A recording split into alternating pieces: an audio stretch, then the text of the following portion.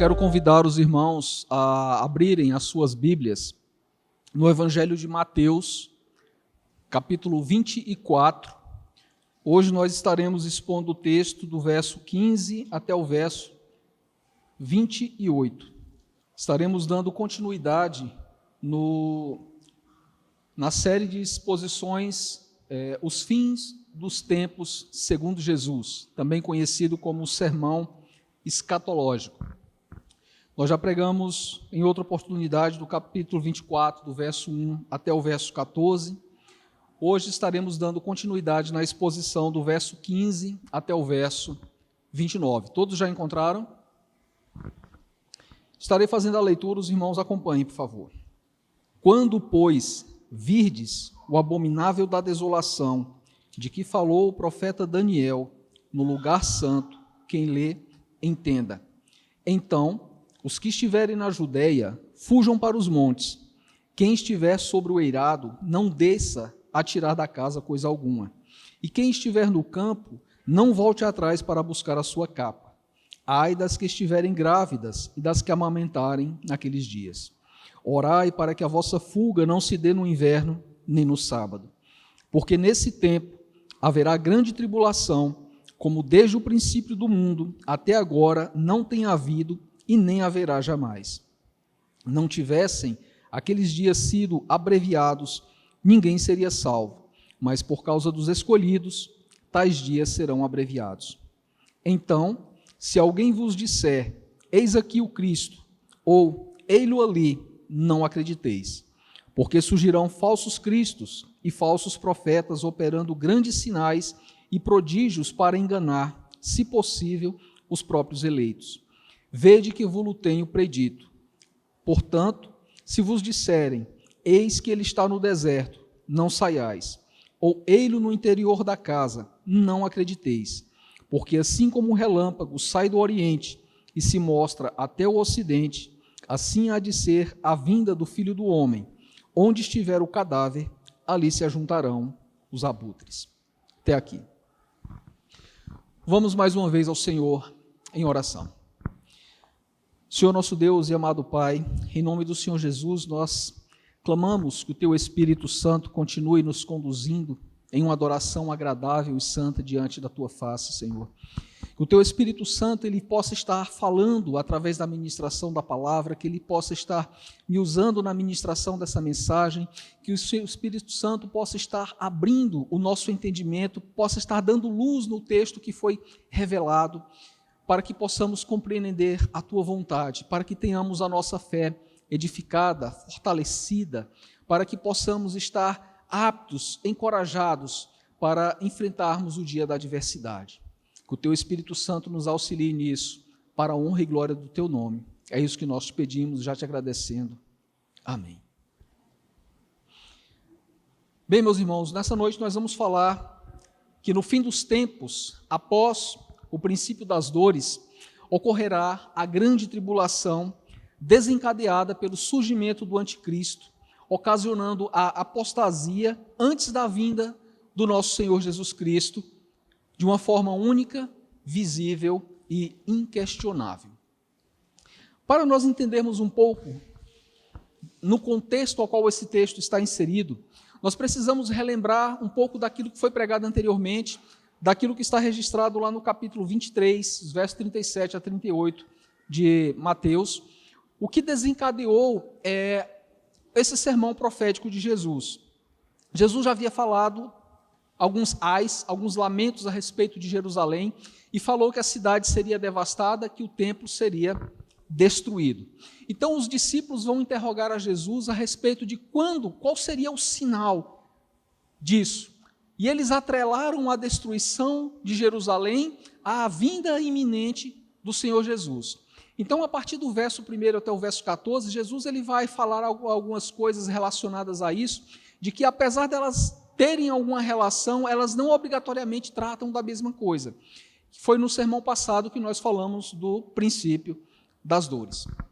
E esse sermão escatológico ele é um pouco difícil de interpretação, em virtude dele ter partes simbólicas, partes literais, em virtude de em alguns locais ele utilizar de uma linguagem apocalíptica, que era um estilo literário muito popular na época, e é um texto também que ele vai ter profecias que já tiveram seu cumprimento e outras que tiveram seu cumprimento parcial, e há partes dessa profecia que ainda está a cumprir. É o que dentro da teologia vai ser chamada de sensus plenum, ou profecia de múltiplos cumprimentos. Então, Cristo ele vai alertar os seus discípulos do que ele chamou de o princípio das dores. O que é que aconteceria nesse princípio das dores? Surgimento de falsos cristos, surgimento de falsos profetas, calamidades como pestes, terremotos, epidemias,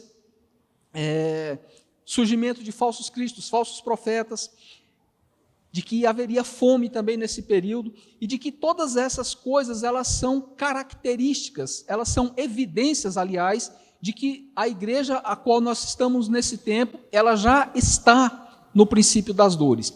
Só relembrando, os últimos dias, ou os últimos tempos, é um conceito teológico que vai determinar o espaço de tempo entre a primeira vinda de Jesus e a segunda vinda de Jesus. Então nós devemos nos situar nesse período, nos últimos dias, nos últimos tempos, aquilo que Jesus chamou de o princípio das dores, as dores de parto da era messiânica. Então você vai ver Jesus, quando vai falar dessas coisas, surgimentos de falsos cristos, falsos profetas, fome, calamidades, terremotos, você vai ver nos versos anteriores que ele vai sempre dar essas palavras de advertência. Vede que ninguém vos engane. Não vos assusteis. É necessário assim acontecer. Ainda não é o fim. Essas palavras elas vão estar permeando todos os versículos de 1 a 14, intercaladas nessas calamidades, nessas advertências que Jesus vai trazer.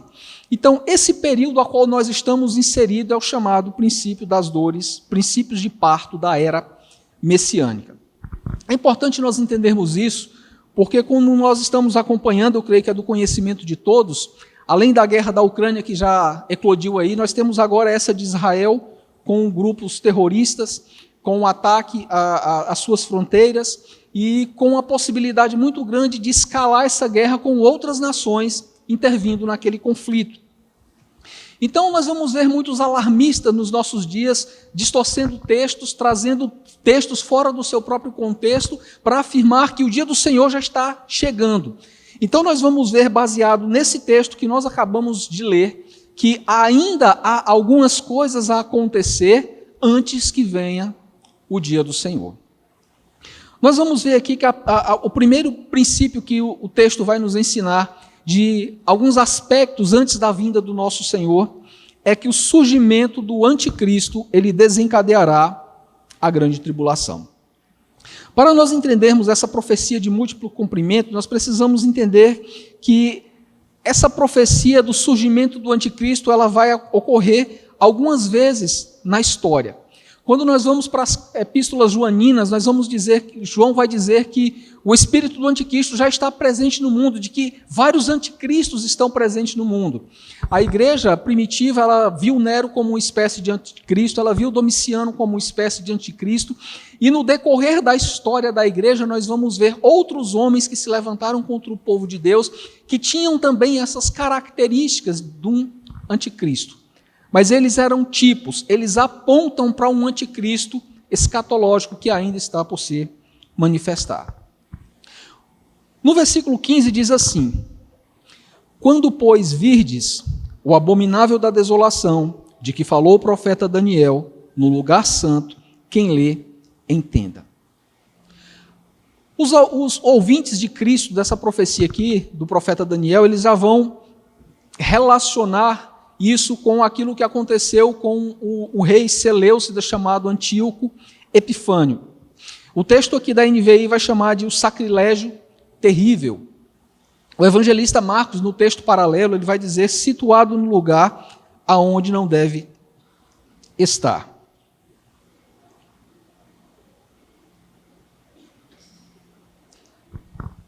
Esse iníquo, ele profanará o santuário de Deus e traria desolação. Então, Antíoco Epifânio, no ano 150 a.C., ele invadiu Jerusalém e ele ergueu um altar a Zeus dentro do santo lugar e sacrificou um porco no altar do holocausto. Para quem não se recorda, um porco era tido como um animal imundo, cerimonialmente imundo. Ele não somente blasfemou o templo, colocando um altar de um deus pagão, como também sacrificou um animal imundo. E esse foi um dos estopins que levaram à guerra, à revolta dos Macabeus. Isso vai estar registrado no livro apócrifo de Macabeus e também nas revoltas judaicas do autor Flávio Joséfo. Então, Cristo ele vai deixar isso muito evidente. Os seus ouvintes, eles poderiam simplesmente aplicar aquela profecia de Daniel e dizer que ela já havia se cumprido em Etíoco Epifânio. Mas Cristo ele vai trazer à tona novamente a profecia de Daniel, apontando para um outro cumprimento. Então, nós vamos ver no decorrer da história, bem recente, diga-se passagem, de quando esse texto foi escrito, da destruição de Jerusalém pelo general Tito, no ano 70 da era cristã. Verso 16 vai nos ajudar um pouco a entender isso. Verso 16 diz assim: então, os que estiverem na Judéia, fujam para os montes. Novamente, o pano de fundo que Jesus está falando isso é a profecia que ele havia falado da destruição do templo, do cumprimento da profecia de Daniel, que eles poderiam entender que havia se cumprido em Etíoco Epifânio, mas Cristo ele vai apontar para um cumprimento posterior. Quando nós vamos analisar a história, nós vamos ver que o imperador Vespasiano, no final do ano 66 para início do ano 67, ele envia o seu filho, o general Tito, para acabar com os motins naquela região da Judéia e fazer o cerco à cidade de Jerusalém. O evangelista Lucas, num texto paralelo a esse de Mateus, relatando a mesma profecia, no capítulo 21, verso 20, ele diz o seguinte: quando, porém, virdes Jerusalém sitiada de exércitos, sabeis que está próxima a sua devastação. É interessante porque o senso comum da época é que quando um povo entrava em conflito com outro e os exércitos vinham para guerrear, as aldeias em volta das cidades fortificadas, as pessoas fugiam para a cidade fortificada para se resguardarem, porque ela era uma cidade protegida. Mas aqui fica a exortação de Jesus de nós seguirmos aquilo que Cristo diz, independente das circunstâncias, para não seguirmos o senso comum, mas para nos orientarmos por aquilo que Cristo nos ensina. Então, Cristo ele vai nos trazer algumas exortações com relação a isso, com relação ao surgimento do iníquo, qual deve ser a nossa postura de atentarmos para aquilo que Cristo diz, independente das circunstâncias, mesmo que as circunstâncias nos levem a agir de uma forma diferente. A primeira exortação vai estar no verso 17, é a nós não nos apegarmos a bens materiais. Diante do surgimento do iníquo, diante do surgimento do homem da iniquidade, nós não devemos nos apegar a bens materiais. Verso 17, ele diz assim: quem estiver sobre o eirado, não desça a tirar da casa coisa alguma. A NVI ela vai trazer quem estiver no terraço. A Almeida Corrigida Fiel vai trazer como telhado. As casas daquela época, meus irmãos, eram casas de telhado plano, que ela tinha uma escada pelo lado externo que não dava acesso ao interior da casa. Então, essa espécie de terraço ele era usado para secar grãos, para a pessoa também passar, ficar ali no período mais frio da tarde, pegando um vento, digamos assim. Então, eles tinham esse propósito. Esse acesso, esse terraço, ele não dava acesso ao interior da casa, mas eles tinham uma escada que descia para a rua, ou pelo próprio telhado as pessoas poderiam alcançar casas vizinhas e ir saltando de casa em casa até conseguirem fugir. É nesse contexto aqui que ele está falando que quem estiver sobre o eirado não desça a tirar da casa coisa alguma. Eles não deveriam se apegar aos bens materiais, porque o senso era de urgência, a vida deles precisava ser preservada. Isso vai nos orientar que nós devemos observar a obediência a Cristo, as instruções que Cristo nos dá diante da iminência do surgimento desse anticristo.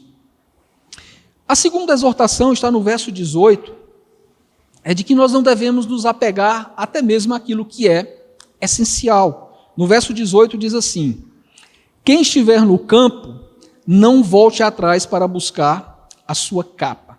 A Bíblia de Jerusalém vai trazer as suas vestes. Novamente aqui nós precisamos entender o contexto da época, porque os judeus daquela época eles tinham basicamente duas peças de roupa. A túnica, que era uma espécie de bata que cobria todo o seu corpo, com mangas compridas e até os pés, e também a capa, que era algo que era colocado por sobre a túnica. Então essa capa, como lá é uma região de clima desértico, é muito quente durante o dia e muito frio durante a noite. Então as pessoas elas tinham o costume de tirar a proteção da capa enquanto iam trabalhar, para poder não sentirem tanto calor. E aquela capa durante a noite, ela também tinha a função de cobertor. Então, quando eles iam para o campo, quando eles iam para o trabalho, quando eles iam para a labuta, eles costumavam deixar a capa num local à parte, iam para o seu trabalho, e quando estava escurecendo, eles voltavam, pegavam a sua capa e iam seguir o resto da sua programação do dia. Então, Jesus ele está exortando aqui que se você estiver no campo trabalhando, sem a sua capa, somente com a sua túnica, não volte para pegar a capa. Fuja, corra com urgência. Então notem que a capa ela é algo essencial para a sobrevivência de alguém em um clima tão hostil, com grandes variações de temperatura. Mas Jesus aqui está exortando que mesmo algo tão essencial naquela cultura, naquele contexto, para que a vida daquela pessoa fosse preservada, ela deveria estar disposta a abrir mão até mesmo daquilo que lhe era essencial. E nós vamos ver em relatos extrabíblicos como nas histórias eclesiásticas do historiador Eusébio, ele vai relatar que muitos cristãos, durante o cerco de Jerusalém, se lembraram das advertências de Jesus e eles fizeram exatamente isso que foi orientado. Eles fugiram para as montanhas e por causa disso eles tiveram a sua vida preservada. É muito importante nós entendermos isso porque no nosso contexto nós vivemos em uma sociedade extremamente materialista. Os homens eles são apegados a bens, a posses, a dinheiro. Você já parou para pensar que num iminente surgimento de um anticristo, de um iminente surgimento de uma grande perseguição, as pessoas tentando voltar para pegar os seus bens mais preciosos em casa, as pessoas fazendo fila nos caixas eletrônicos do banco para tentar sacar o seu dinheiro, meus irmãos, isso é loucura. Nós devemos observar a advertência que Cristo nos dá, as exortações que Ele nos dá. A terceira exortação que Cristo vai dar à igreja está no verso 19, de nós termos pesar, preocupação por aqueles que não podem fugir ou terão dificuldade de fugir na grande perseguição. Verso 19 ele diz assim: ai das que estiverem grávidas e das que amamentarem naqueles dias. Por motivos óbvios, as mulheres gestantes ou com crianças que ainda precisam ser amamentadas, elas têm uma maior dificuldade de locomoção, elas não teriam a mesma agilidade de passar por locais de difícil acesso e fugir com agilidade. O evangelista Lucas, ele fala também o seguinte, no verso 21, capítulo 21, verso 23, ele diz assim: ai das que estiverem grávidas e das que amamentarem naqueles dias, porque haverá grande aflição na terra e ira contra este povo. Nós devemos ter essa empatia também para que a vida daqueles que têm dificuldade de locomoção, que têm dificuldade de fugir numa situação de extrema urgência, nós devemos ter essa empatia e essa preocupação para com essas pessoas. Cristo ele vai trazer ainda mais uma grande exortação no verso 20, que nós devemos também orar para que Deus ele nos dê condições para fugir diante da perseguição. Verso 20 ele diz assim: orai para que a vossa fuga não se dê no inverno, nem no sábado. Apesar de ser uma região desértica e seca, mas os invernos, eles, apesar de curtos, eles costumam ser bem rigorosos, o que dificultaria a fuga, primeiro por causa do frio, segundo por causa das condições da estrada. E isso ainda tem um agravante que ele coloca aqui, né, a possibilidade dessa fuga acontecer em um sábado, porque haveria a possibilidade dos judeus estarem fazendo as suas observações e as suas restrições sabáticas, principalmente com a distância a ser percorrida numa fuga. Nós precisamos entender que quando Cristo fala isso, ele não está dizendo, olha, se isso acontecer no sábado, todos vocês perecerão. Não é isso. Porque o sábado ele até podia ser violado para que uma vida fosse salva. O grande problema disso acontecer no sábado é de que muitos poderiam não reconhecer a urgência, e não reconhecendo a urgência, eles não iriam colaborar nessa situação. Não haveria lugar para se hospedar, não haveria onde eles conseguirem alimento. Então, por isso, eles deveriam orar não somente para que tenham êxito na sua fuga, mas que o Senhor também seja benevolente, que conceda meios para que a sua fuga ela seja exitosa. Então, nós vamos ver que Cristo ele vai falar desse surgimento desse personagem, desse anticristo, e de que esse anticristo ele vai desencadear uma grande tribulação, uma grande perseguição ao povo de Deus. Nós já falamos que a profecia de Daniel poderia ser compreendida como tendo seu cumprimento em Antíoco Epifânio. Aqueles que têm uma visão preterista das Escrituras entendem que esse texto ele se cumpriu na invasão do general Tito, na destruição de Jerusalém no ano 70 da era cristã. Mas no próprio texto que nós acabamos de ler, nós vamos ver evidências de que, embora tenha se cumprido também no ano 70 na destruição de Jerusalém, nós ainda temos características nesse texto que ainda não se cumpriram. De que essa grande tribulação não foi aquilo que aconteceu com Antíoco Epifânio, não foi aquilo que aconteceu também com a invasão do general Tito na destruição de Jerusalém, que ela aponta para algo ainda maior que está por vir.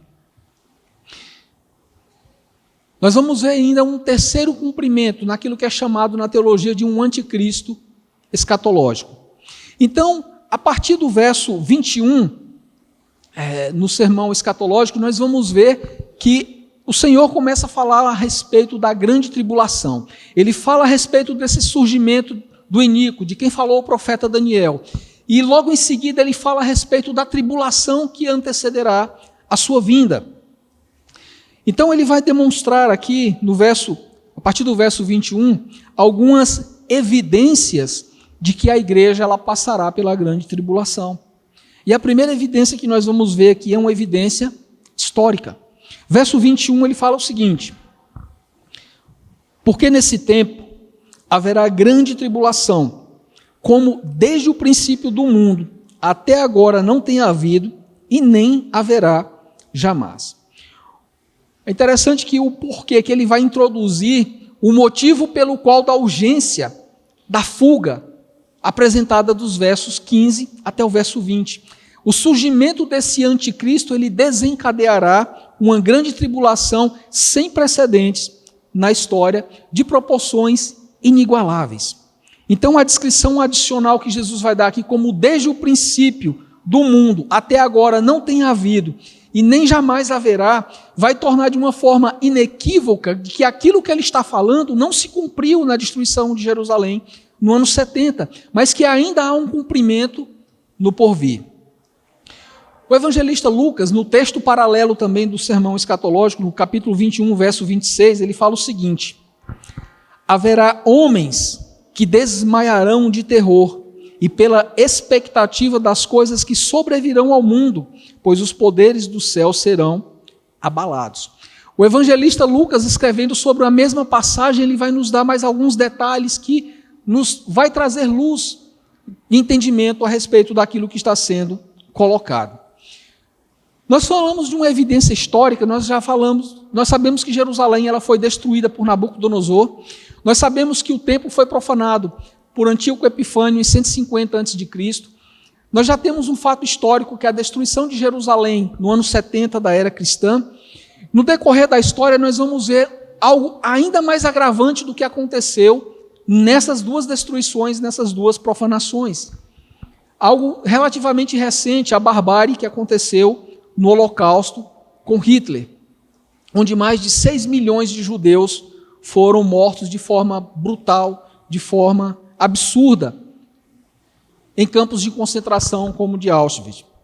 Então nós vamos ver aqui que o nem jamais haverá vai evidenciar de que essa tribulação, essa grande tribulação, ela ainda não aconteceu, ela ainda está por acontecer sob o governo do anticristo. Porque nós tivemos a barbárie do Holocausto maior do que a primeira queda de Jerusalém, maior do que a segunda queda de Jerusalém. E nós vamos ver evidências de coisas que ainda não aconteceram, que aponta para um cumprimento futuro. Então, a segunda evidência que nós vamos ver aqui nesse texto é o sinal propriamente dito.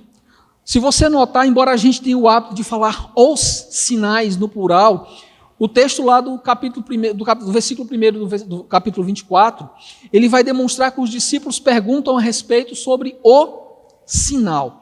Então Jesus aqui no verso 15, ele vai dizer: quando, pois, virdes o abominável da desolação de que falou o profeta Daniel no lugar santo, quem lê, entenda. Jesus ele vai atrelar esse sinal ao surgimento do anticristo. Jesus ele vai atrelar uma condição da sua segunda vinda ao surgimento do anticristo. O Senhor ele vai atrelar a chegada do dia do Senhor ao surgimento desse personagem pré-anunciado pelos seus profetas. E Paulo ele vai ratificar isso quando ele escreve aos Tessalonicenses, que estava havendo uma confusão teológica a respeito do dia da vinda do Senhor na igreja de Tessalônica. E em 2 Tessalonicenses, capítulo 2, verso 3, Paulo vai orientar a igreja com relação a isso. Olha só o que é que Paulo fala em 2 Tessalonicenses, capítulo 2, verso 3. Ninguém, de nenhum modo, vos engane, porque isto não acontecerá sem que primeiro venha a apostasia e seja revelado o homem da iniquidade, o filho da perdição. Então nós temos uma evidência não tão explícita no texto de Mateus 24 e uma ainda mais explícita no texto de 2 Tessalonicenses, onde é condicionado o dia do Senhor, o dia da vinda do Senhor, ao surgimento desse personagem que é o anticristo. Se nós fôssemos levar em conta de que a destruição de Jerusalém foi o fator histórico dessa grande tribulação, Cristo já deveria ter voltado. Se Hitler foi esse tipo de anticristo que causou a morte brutal de mais de 6 milhões de judeus, Cristo também já deveria ter voltado, porque era uma condição para a segunda vinda do Senhor, o surgimento desse personagem escatológico que é chamado de o anticristo. Isso aponta para algo futuro. Embora no decorrer da história do povo de Deus já tenham se levantado homens com essa mesma característica, mas ele na plenitude de sua maldade, na plenitude de seu poder, ele ainda não se manifestou. A terceira evidência que nós vamos ter aqui no texto de que a igreja ela passará pela grande tribulação é de que a intensidade dessa grande tribulação será abreviada. Olha só o que é que diz no verso 22. Não tivessem aqueles dias sido abreviados, ninguém seria salvo. A fim de que nem todos tivessem uma morte violenta, os dias da tribulação eles serão abreviados, eles serão encurtados. As violentas medidas proporcionadas pelo anticristo, elas serão interrompidas pela aparição súbita de Cristo, que porá fim à perseguição e ao seu reinado. Mesmo Paulo, na segunda epístola aos Tessalonicenses, no capítulo 2, verso 8, ele fala um pouco a respeito disso. Ele diz assim: então será de fato revelado o iníquo, a quem o Senhor Jesus matará com o sopro da sua boca e o destruirá pela manifestação da sua vinda. É importante nós entendermos isso, porque a igreja ela não terá meios de vencer e destruir o anticristo. Somente a vinda do nosso Senhor, como o texto que Paulo vai falar aqui, que Jesus matará com o sopro da sua boca. O texto de Mateus ele vai dizer não somente isso, de que a igreja vai passar pela grande tribulação por causa da abreviação desse período de tribulação, mas também por causa do motivo pelo qual a tribulação será abreviada. Ainda no verso 22, a segunda parte, diz assim: mas, por causa dos escolhidos, tais dias serão abreviados. O evangelista Marcos, também no texto paralelo, ele vai dizer em Marcos 13, 20, mas, por causa dos eleitos que ele escolheu. O motivo para o encurtamento desse período de grande tribulação é a presença da igreja no mundo. São os seus eleitos, são os seus escolhidos. A igreja ela não somente passará pela grande tribulação, mas a presença da igreja durante a grande tribulação é o motivo pelo qual a tribulação será encurtada. É o motivo pelo qual a tribulação será abreviada. E é por isso que eu vejo com muita dificuldade alguns que ensinam de que a igreja ela não passará pela grande tribulação. Eles têm uma séria dificuldade de dizer aqui quem são esses eleitos, quem são esses escolhidos. Quando nós vamos no texto de Apocalipse, onde aquelas almas que estão debaixo do altar clamam ao Senhor Jesus: Senhor, até quando não vingará o nosso sangue sobre aqueles que habitam sobre a terra? E o Senhor fala: até que seja completado o número dos vossos conservos que hão de perecer na grande tribulação. Eles terão uma séria dificuldade com esses textos ao afirmar que a igreja não passará por essa tribulação. Essa grande tribulação ela será encurtada, ela será abreviada por causa da presença da igreja no mundo, por causa do amor de Cristo à sua igreja. É importante nós entendermos isso, porque há essa necessidade da intervenção de Cristo, de por que a igreja ela vai ser tão martirizada nessa grande tribulação. O texto de Apocalipse que fala um pouco a respeito disso, Apocalipse capítulo 13, verso 7, olha só o que é que a Apocalipse fala a respeito desse anticristo. Foi-lhe dado também que pelejasse contra os santos e os vencesse. Deu-se-lhe também ainda autoridade sobre cada tribo, povo, língua e nação. Esse anticristo será um homem que terá poder e domínio em escala mundial. A ele foi dado autoridade para vencer a igreja por um breve tempo. Isso não deve nos alarmar, irmãos, se nós ainda estivermos vivos quando isso acontecer, pois esses dias eles serão abreviados. E esses dias eles já foram preditos pelo nosso Senhor, como eles iriam acontecer. Nós não podemos ficar com aquela sensação de que a igreja ela vai ser vencida, que a igreja vai ser destruída, embora aparentemente ela seja vencida, embora aparentemente ela seja extinguida da face da terra.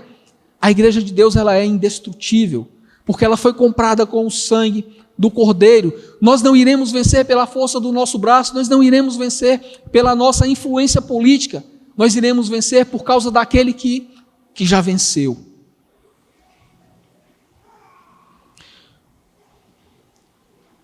Qual a aplicação que nós podemos tirar disso, de que o surgimento do anticristo e a igreja passar pela grande tribulação?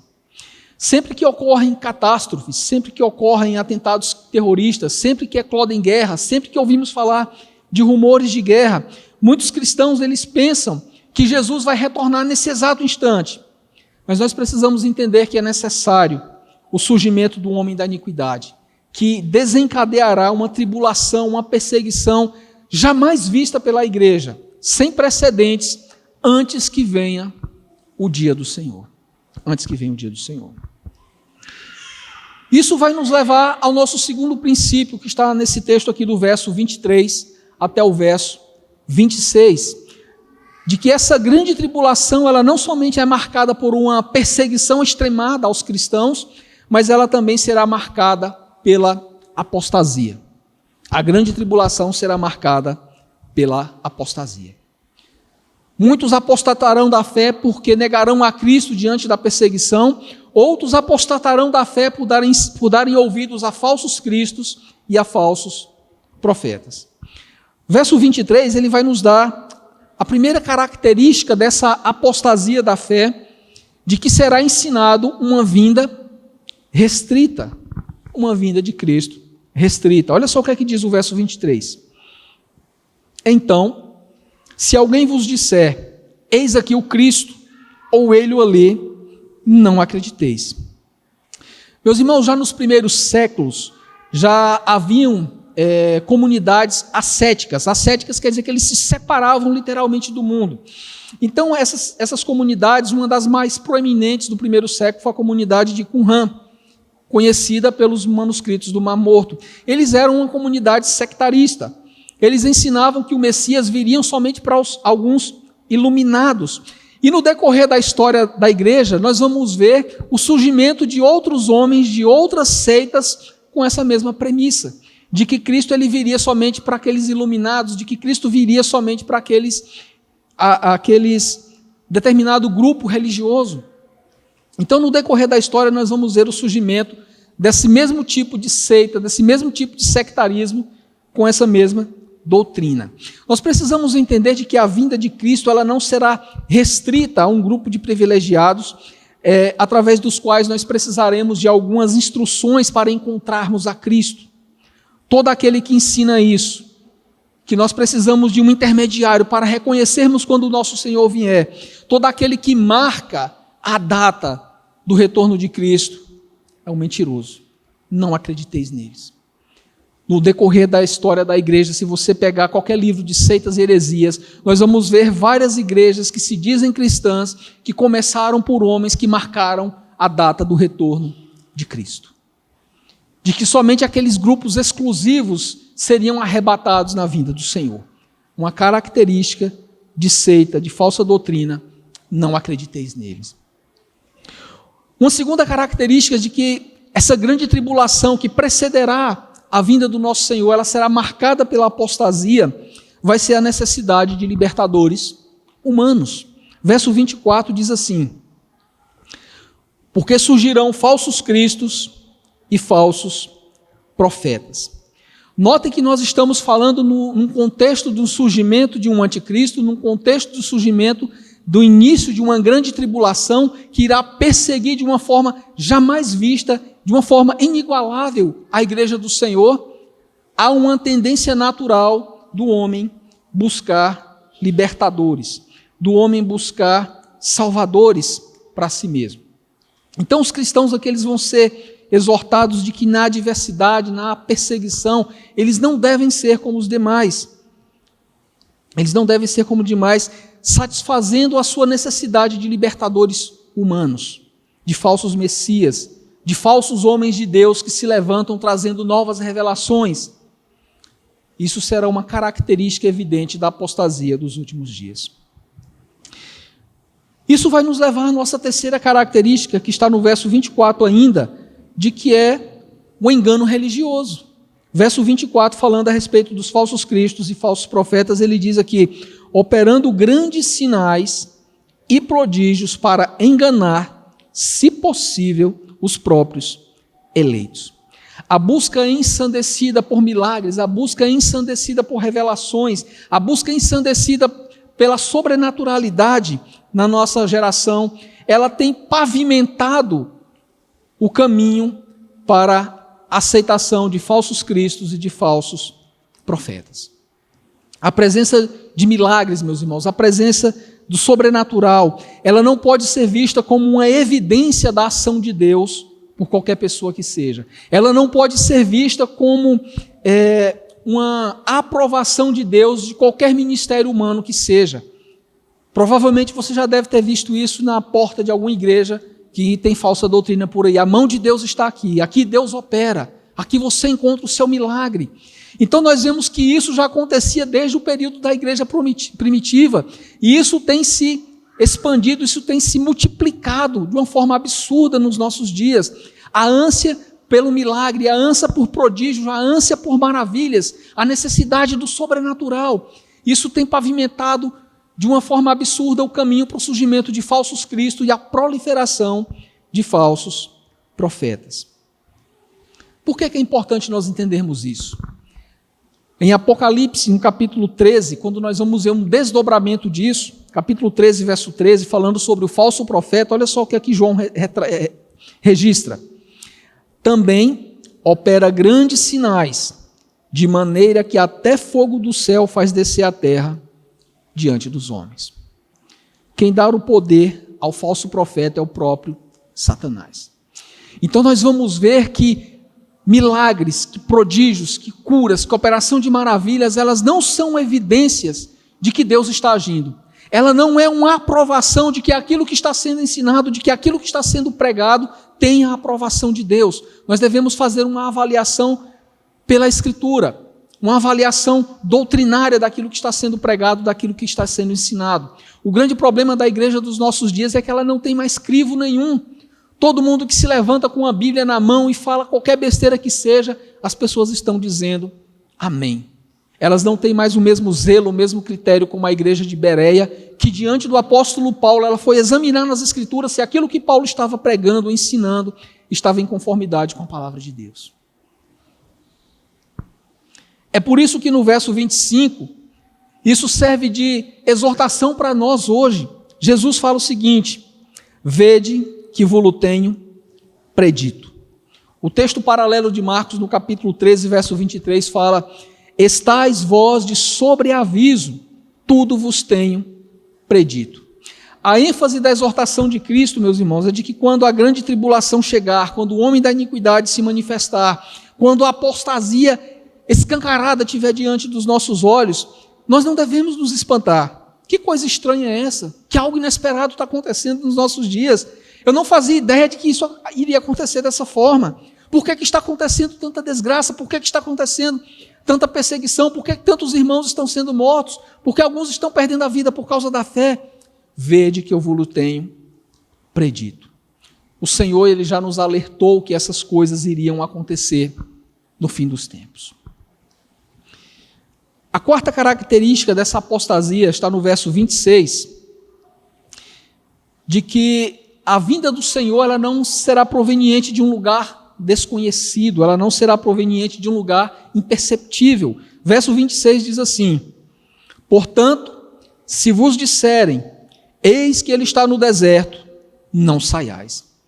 Meus irmãos, já nos primeiros séculos da era cristã, começaram a aparecer falsos cristos. E eles vinham justamente de onde?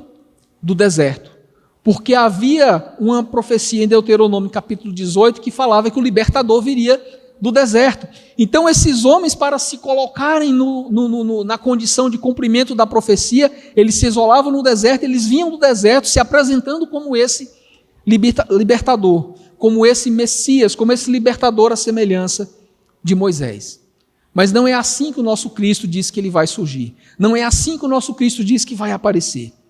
Nos nossos dias certamente vai aparecer alguns saindo do deserto, saindo das matas, saindo de locais ermos, dizendo ter recebido a revelação do Senhor para livrar a igreja da perseguição, para livrar a igreja do anticristo. Não é isso, não é assim que vai acontecer.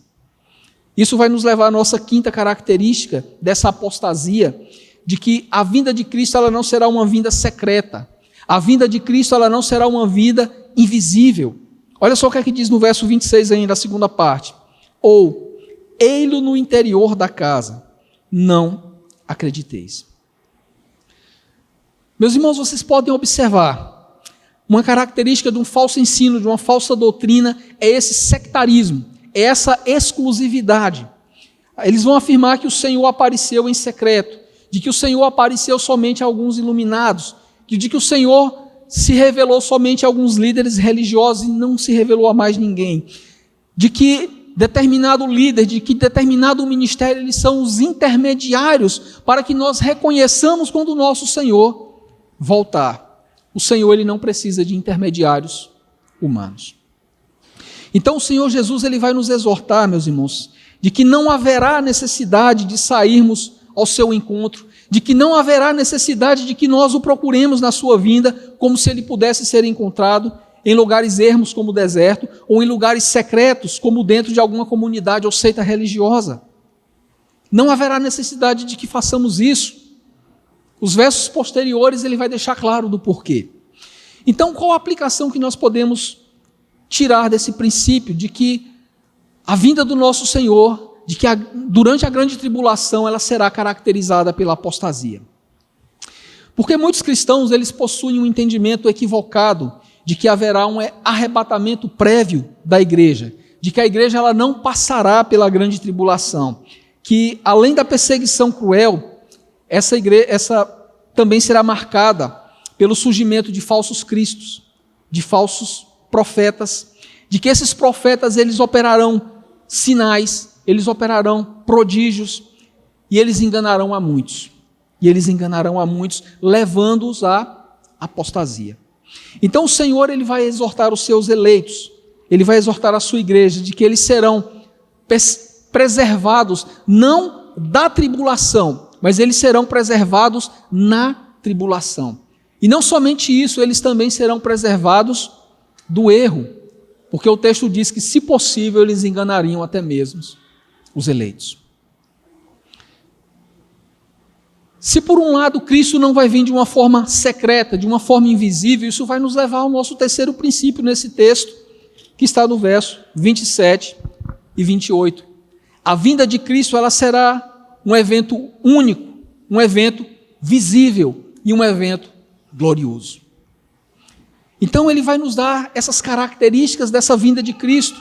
Ela será em glória, ela será visível. No verso 27, acompanhe comigo, ele diz assim: porque assim como o relâmpago sai do Oriente e se mostra até o Ocidente.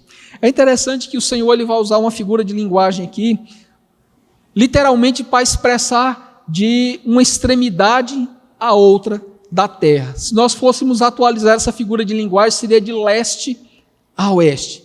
De que um relâmpago ele vai riscar o céu de uma extremidade a outra.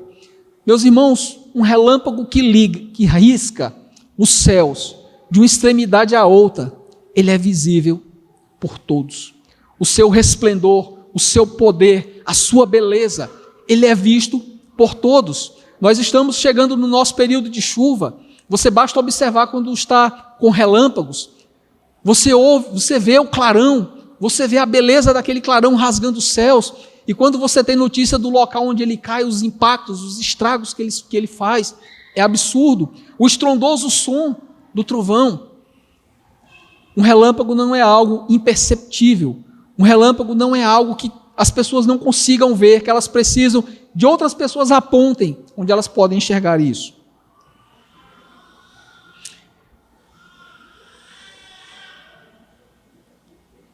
É por isso que ainda no verso 27 ele vai dizer: assim, semelhante como o relâmpago sai do Oriente até o Ocidente, assim há de ser a vinda do Filho do Homem. Então Jesus ele vai falar de uma forma enfática de que a sua vinda ela será de uma forma pública.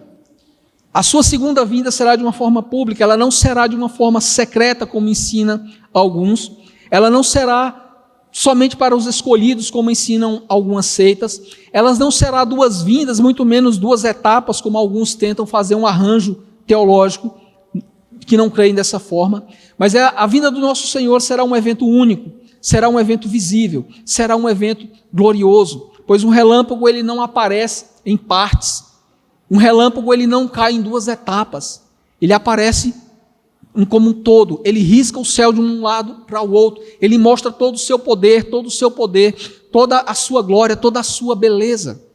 Ele não cai por etapas e ele nem aparece em pedaços. Por isso a vinda do nosso Senhor, meus irmãos, ela vai demonstrar a vinda do nosso Senhor com todo o poder, com toda a sua glória, como o texto de Mateus 24 vai falar nos versos posteriores, vindo sobre as nuvens do céu com todo o poder e glória. Ela não será algo secreto, ela não será algo invisível, ela não será para os iniciados de qualquer seita. Todo o olho o verá. É por isso que quando o apóstolo João escreve o Apocalipse no capítulo 1, verso 7, falando a respeito da vinda do nosso Senhor, olha só o que ele diz, capítulo 1, verso 7 de Apocalipse.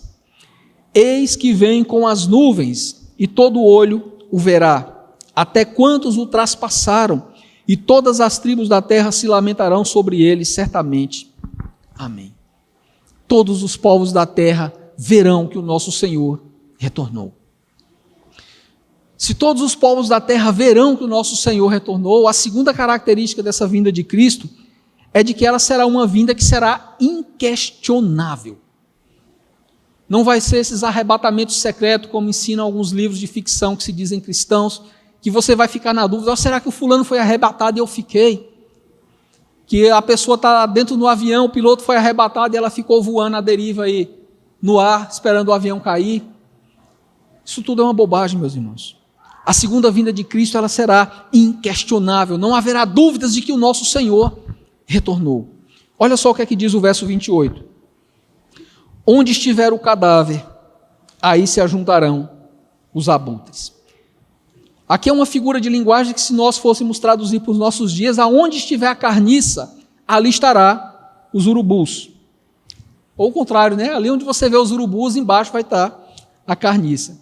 Em outras palavras, o que Cristo está ensinando é que quando esse anticristo se manifestar, quando essa grande tribulação desencadear, quando ele voltar e abreviar o sofrimento da igreja, ele virá de uma forma visível, de uma forma única, de uma forma gloriosa, juntamente com os seus anjos, para ajuntar o seu povo dos 4 cantos da terra e executar o juízo do dia da ira do Senhor. Ninguém será deixado para trás, meus irmãos.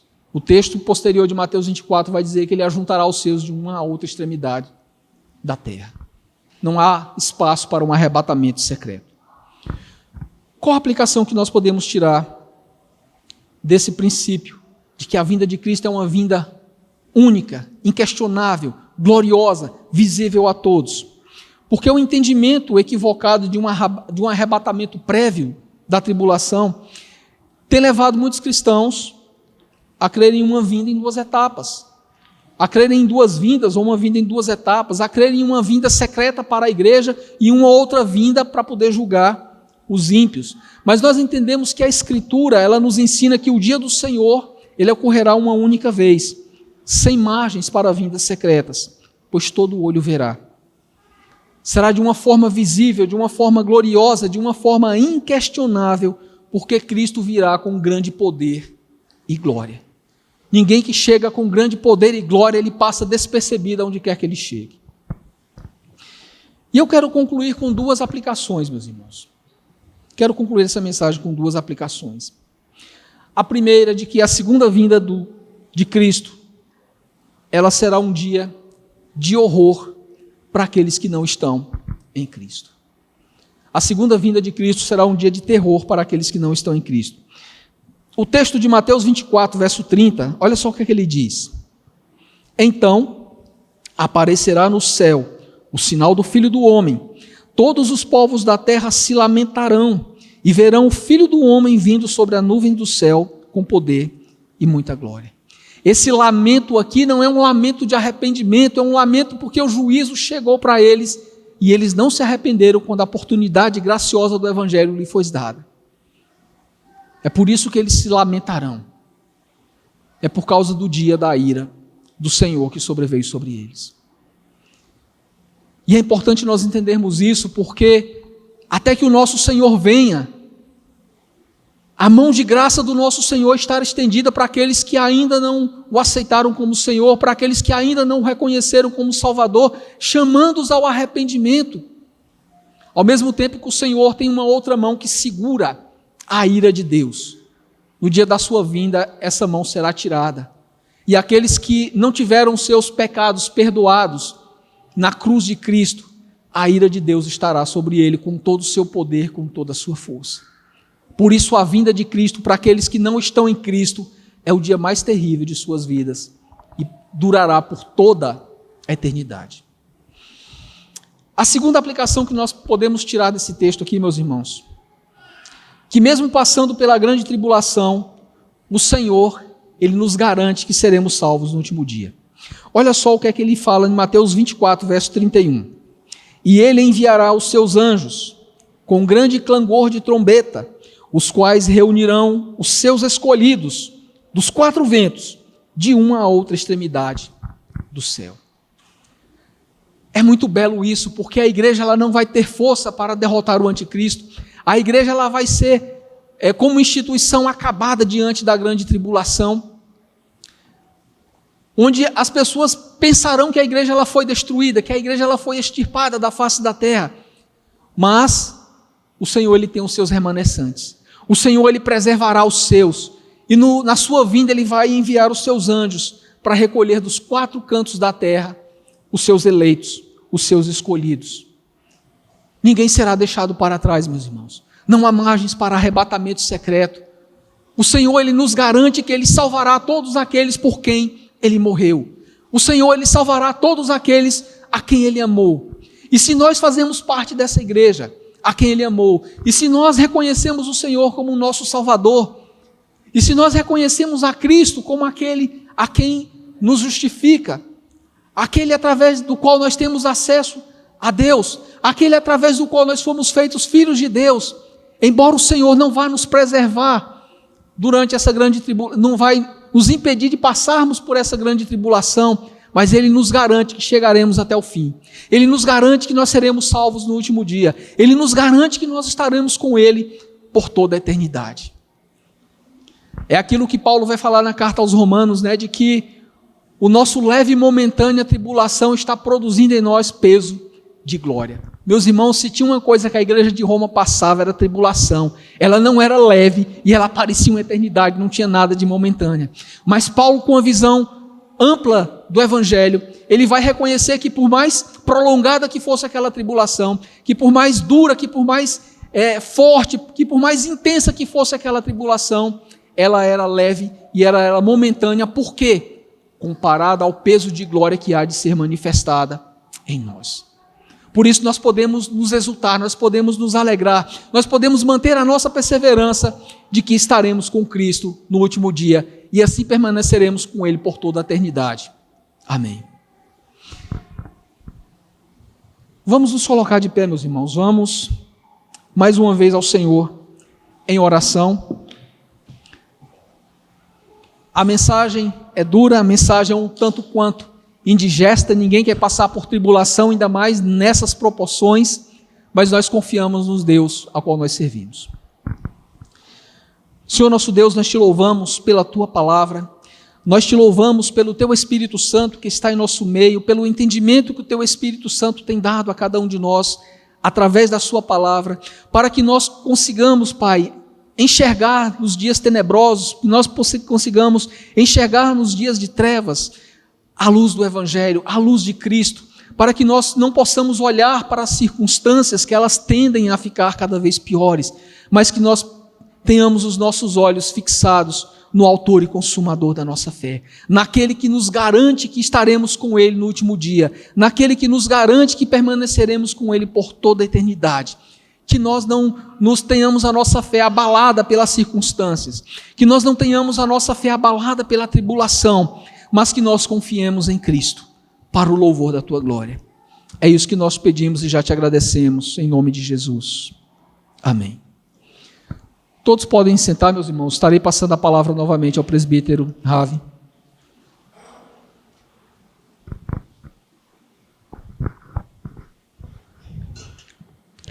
Vamos abrir nossos hinários para cantarmos o hino Doxologia, de número 6.